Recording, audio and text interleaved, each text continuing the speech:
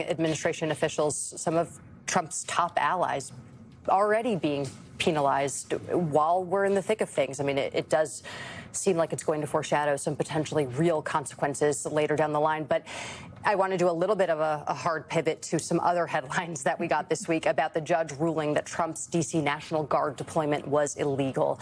This judge concluded that Trump lacked the authority to send in troops for the deterrence of crime. U.S. District Judge Gia Cobb said that while Trump may be the commander-in-chief of his guard, his power is constrained by federal laws that limit how those troops can be federalized and deployed, particularly in Washington, D.C., which is controlled by Congress. Miles, now you have a number of judges across the country saying that the deployment of National Guard is illegal. It's being escalated to the Supreme Court. They're going to have to decide soon with regards to Chicago. Is there any world in which you see the Trump administration actually heeding what the courts are saying? Remains to be seen. But this came on a remarkable day. This came a day after the President of the United States said Democrats should be hung for warning that he might direct people to engage in illegal orders. Then one day later, a federal judge said, what did the president do? Engaged in an illegal order to United States troops to go deploy in the District of Columbia. But that was foreseeable. Anyone who would say, well, you know, the troops wouldn't have known that. No, they would have. We knew that. On January 8th, 2025, the four of us sat at this desk and we talked about how the troop deployments in Los Angeles were probably illegal. But we saw it even further before that. 6 years ago, I told Donald Trump, I told his lawyers, I told the White House that we thought it was illegal to do exactly this type of thing. It was foreseeable. And the Republicans on Capitol Hill who are saying, yeah, you say that Donald Trump is making illegal orders, name one. I can name 5 of them right now that I personally witnessed. I remember Donald Trump saying we should get rid of the judges after they ruled against him in the Ninth Circuit Court of Appeals. I remember him telling us that we should withhold aid from people whose houses were burning down because they didn't vote for him. I remember him saying we should wiretap White House staff. I remember him saying we should shut down the asylum system illegally.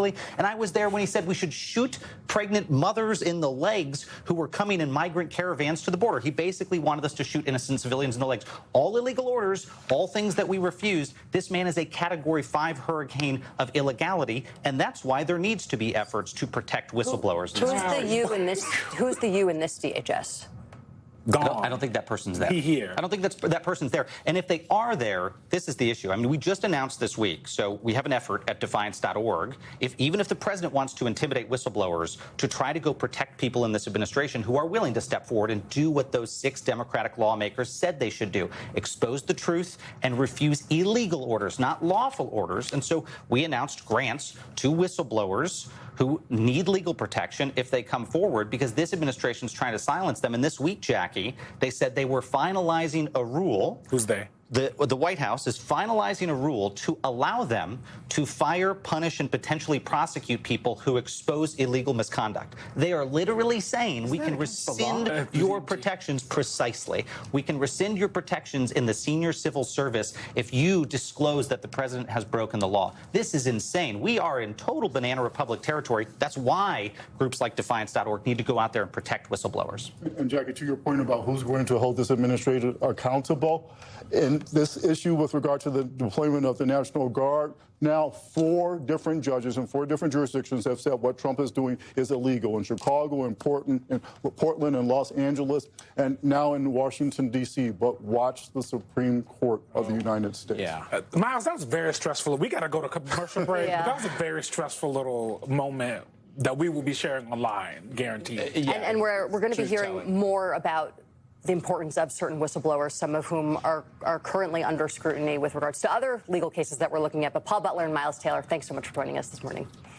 Coming up, Trump's escalating immigration crackdown despite the administration's terrible week in federal court, and how judges are proving to be one of the last checks against the president's power.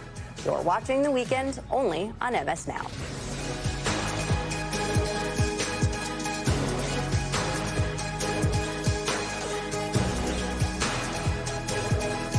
Consumer Cellular knows there are a lot of offers flying around, but they slip away too fast.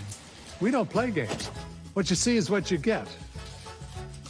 Bet you're glad you wore cargo pants. See how we can cut your bill. Call Consumer Cellular. How's my little champ doing?